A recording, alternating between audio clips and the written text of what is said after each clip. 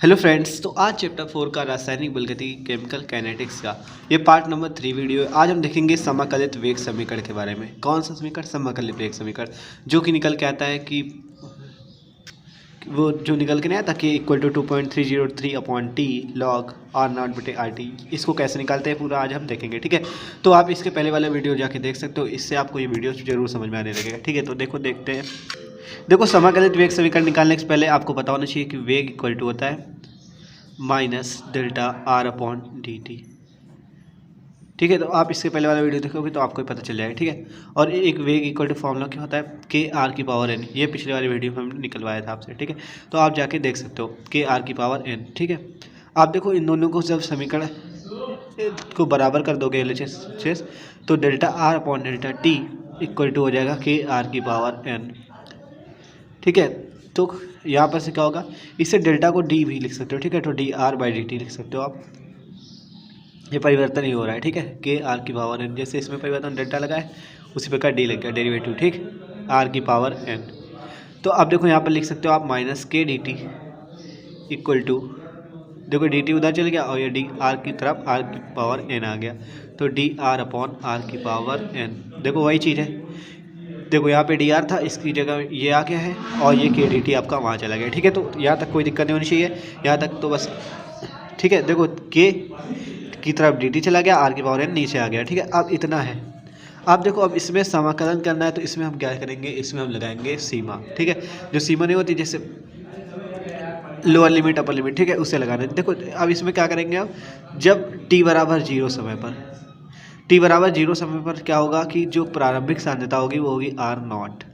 ये जो आर है ये था आर नॉट, आर बराबर क्या है, आर नॉट। ये जो आर है ये आर नॉट के बराबर रहेगा। और जब टी समय पश्चात, टी समय पश्चात क्या हो जाएगा, ये जो आर टी हो जाएगा, आर क्या हो जाएगा आपका, आर टी के बराबर, ठीक है। आर हो जाएगा आर टी के बराबर। अभी टी बराबर जीरो में आर आर नॉट के बराबर, जब टी बराबर टी समय पश्चात की बात करेंगे तो r equal to r t हो जाएगा, ठीक है।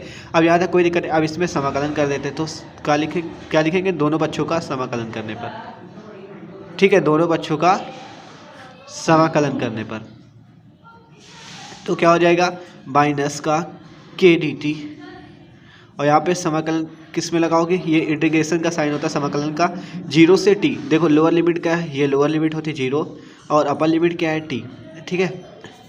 Equal to d r upon r की पावर एन, ठीक है। और इसमें लिमिट आप क्या लगाओगे, इसमें लिमिट क्या लगाओगे, लोअर लिमिट आर नॉट और अपर लिमिट आर टी, ठीक है। देखो लोअर लिमिट उस जीरो से टी हो गई, इसमें आर नॉट से आर टी। अब इतना आ चुका है आपको। अब इससे कोई भी समीकरण मान सकते हो। मान लो समीकरण एक मान लिया आपने, ठीक है। अब आपने इसे समीकरण एक मान लिया। अब इसमें से आप लगा सकते हो शून्य कोटि अपक्रिया के लिए, प्रथम कोटि अपक्रिया के लिए, ठीक है। तो जैसे हम निकालते हैं शून्य कोटि अपक्रिया के लिए, शून्य कोटि अपक्रिया में क्या होगा, एन बराबर जीरो हो जाएगा। अब देखो शून्य कोटि अपक्रिया के लिए जो समाकलित वेग समीकरण आएगा, ठीक है, तो जीरो से t minus k d t equal to r naught से आर टी हो जाएगा और डी आर अपॉन आर की पावर क्या हो जाएगा, एन की जगह क्या है जीरो, तो आर की पावर जीरो। आर की पावर जीरो का मान कितना होगा, जल्दी बताओ। आर की पावर जीरो का मान होगा 1। तो यहाँ पर से माइनस के हमने बाहर ले लिया और यहाँ डी टी, आप जानते हो 1 इंटू टी का क्या होता है, टी होता है, ठीक है। 1 इंटू टी का होता है, देखो इंटीग्रेशन 1 इंटू डी एक्स का होता है एक्स, ठीक है। इंटीग्रेशन 1 इंटू डी टी का होता है टी, ठीक है। ये समाकलन में होता है। तो यहाँ पे 1 इंटू डी टी है तो क्या हो गया, टी हो गया, ठीक है। और माइनस के आपका बाहर निकल चुका है और लिमिट लगा दो आप जीरो से टी। और देखो अब यहाँ पे आर की पावर जीरो का मान तो 1 ही हो चुका है, तो ये तो हट चुका है। अब देखो 1 इंटू डी आर है, उसी प्रकार जैसे 1 इंटू क्या है, 1 इंटू आपका डी एक्स है, उसी प्रकार 1 इंटू डी आर है। तो 1 इंटू डी आर है, देखो 1 इंटू टी था तो टी हो गया। अब 1 इंटू डी आर है तो क्या हो जाएगा, आर हो जाएगा, कोई दिक्कत नहीं है, ठीक है। और यहाँ पे क्या होगा, आर नॉट से आर टी। अब देखो यहाँ पे क्या होगा, माइनस के। अब जब इसमें लिमिट लगा दोगे तो टी माइनस जीरो, ये टी का अंदर ये टी और बीच में माइनस लगे फिर जीरो। फिर देखो अब यहाँ पे भी उसी प्रकार हो जाएगा आर टी, यहाँ पे रखेंगे आर टी, माइनस बीच में लगेगा इसी प्रकार, और यहाँ जीरो था तो जीरो हो गया, यहाँ आर नॉट है तो आर नॉट हो जाएगा। अब देखो यहाँ पे क्या हो जाएगा, minus k t equal to r t minus r naught. अब देखो क्या हो गया, माइनस के टी, देखो minus k t equal to क्या हो गया, r t minus r naught. अब देखो अब इस आर टी को इधर ही रहने देता है और आर नॉट को खाली, देखो इस आर नॉट को उधर ले देते, ठीक।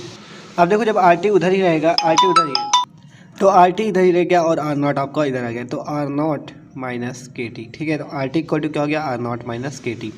ये आपका निकल चुका है, देखो कोई दिक्कत नहीं, आर टी आपका उधर ही है, आर नॉट इधर आ गया, तो r t equal to r naught minus k T.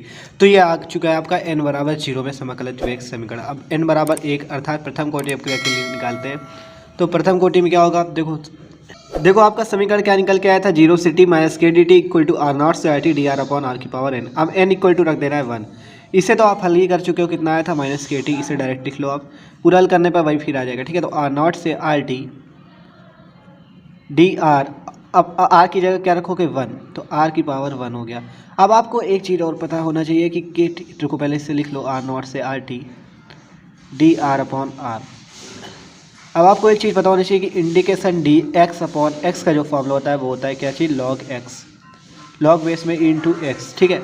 और जो इंडिकेशन डी एक्स जैसे डी आर अपॉन आर है, तो इसका क्या होगा, लॉग बेस में ई इंटू आर, ठीक है। तो यहाँ minus k t equal to क्या होगा, लॉग बेस में ई इंटू आर, ठीक है। और कहाँ से लिमिट लगेगी, आर नॉट से आर टी तक लिमिट लगेगी, आर नॉट से आर टी तक, ठीक है। तो क्या होगा, minus k t equal to log, उसी प्रकार लगेगा जैसे उसमें लगाया था, टी माइनस 0 हो गया, देखो आर टी की जगह आर टी आ जाएगा, पहली बार में आर टी आएगा, फिर माइनस लगेगा बीच में, फिर लॉग बेस में ई और आर नॉट यहाँ पे आ जाएगा, लॉग बेस में e into r naught, log base में ई इंटू आर टी आ गया, और यहाँ पे माइनस लगा, लॉग बेस में ई इंटू आर नॉट हो गया, ठीक है। तो कोई दिक्कत नहीं होनी चाहिए यहाँ तक। आप देखो एक चीज़ आपको पता होना चाहिए कि लॉग बेस में e into x equal to 2.303 log base में 10 एक्स होता है। देखो जब बेस ई से बेस 10 में जाते हैं आप, तो 2.303 लगता है, ठीक है। 2.303 का गुणा करना पड़ता है। तो लॉग बेस में इंटू एक्स इक्वल टू क्या होता है, 2.303 लॉग बेस में 10 इंटू एक्स। तो minus k t equal to, देखो लॉग एम माइनस एन का भी आपको फॉर्मूला पता होगा, log m minus log n equal to क्या होता है, लॉग एम अपॉन एन, ठीक है।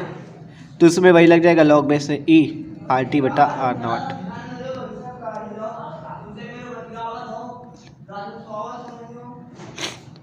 तो minus k t equal to log base में ई आर टी बटा आर नॉट हो जाएगा, ठीक है। कोई दिक्कत नहीं आता। आप देखो हमें लॉग बेस में 10 में बदलना है, तो minus k T 2.303 log base में 10 आर टी बटा आर नॉट, ठीक है। तो 2.303 लॉग बेस में 10 आर टी बटा आर नॉट हो गया, ठीक है। तो minus k t equal to आ चुका है 2.303 लॉग बेस में 10 आर टी बटा आर नॉट, ठीक है। तो आप देखो ये के आप इधर ही रख लो, और यहाँ पे क्या भेजोगे 2.303 बटे टी, ठीक है। 2.303 बटे टी आ गया, और लॉग बेस में 10 आर टी बटा आर नॉट। सॉरी देखो यहाँ पे एक गड़बड़ हो गई, जिससे माइनस के टी, कोई दिक्कत नहीं, उस तरह भी लिख सकते हो और इस तरह भी लिख सकते हो। देखो लॉग बेस में e r t minus log base में ई आर नॉट है, तो इसमें आप माइनस कॉमन ले लो, तो क्या होगा, लॉग बेस में e r naught minus log base में ई आर टी, ठीक है।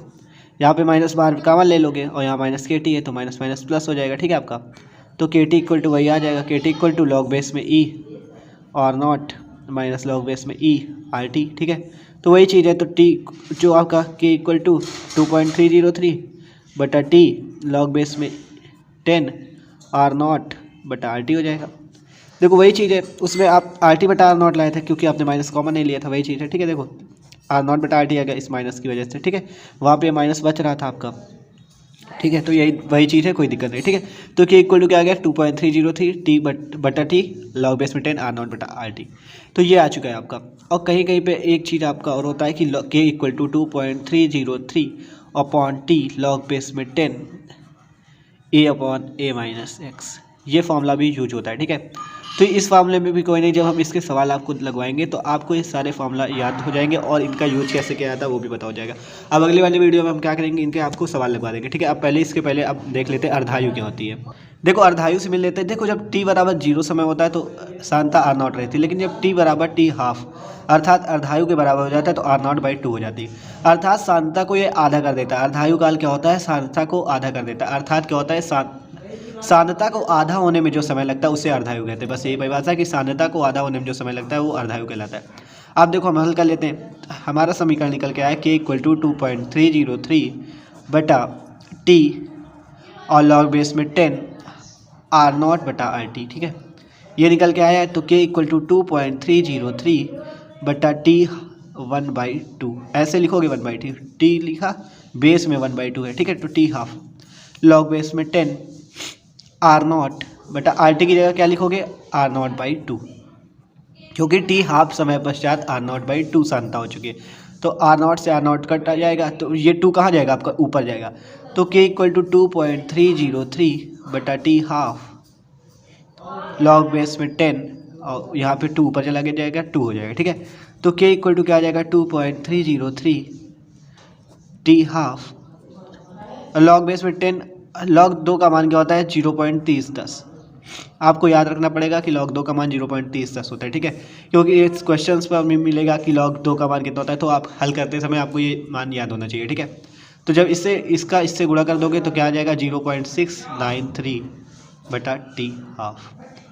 ये आया आयुकाल और वेग स्थिरांक के बीच संबंध, ठीक है। इससे भी बहुत सारे क्वेश्चन लगाए जाते हैं, ठीक है। तो ये क्वेश्चन भी आपको मिलेंगे आगे, तो हम इनको भी देखेंगे, ठीक है। तो अर्धायु काल हो चुका है, t बराबर 0 में सांता R0 थी, t बराबर t हाफ में क्या होगी R0/2, मतलब सांता को आधा होने में जो समय लगता है उसे अर्धायु कहते हैं, परिभाषा लिख सकते हो आप, ठीक है। तो k इक्वल टू हमने हल कर लिया, RT की जगह R0/2 रख दिया, पूरा हल हो गया, ठीक है। तो लॉग 2 का मान 0.3010 रख दिया और मान हमारा पूरा निकल आया, ठीक है। तो ये था हमारा, तो ये पूरा हमने समाकलित वेग समीकरण निकाला, अर्धायु काल निकाला, ठीक है। तो अगर आपको कोई भी दिक्कत होती है तो आप कमेंट करके बता सकते हो, ठीक है। और अगर वीडियो अच्छा लगा तो प्लीज़ वीडियो को लाइक तो ज़रूर कर देना यार। Okay, thanks for watching this video.